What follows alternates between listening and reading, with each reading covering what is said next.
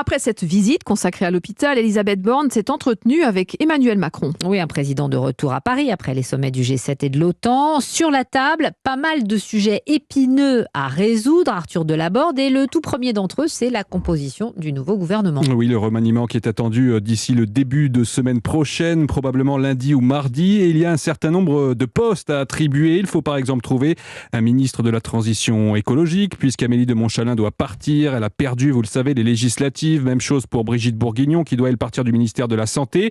Il faut aussi trouver une ministre de la Mer, en remplacement de Justine Bénin, qui, elle, n'a également pas été élue députée. Une ministre des Outre-mer aussi, puisque Yaël Braun-Pivet part pour prendre la présidence de l'Assemblée. Il y a peut-être même d'autres postes à attribuer. Un secrétaire d'État au transport et au logement, 2 postes actuellement vacants. Or, tout cela n'est pas simple, puisqu'il faut en parallèle que ce remaniement amène à une majorité plus claire, plus solide.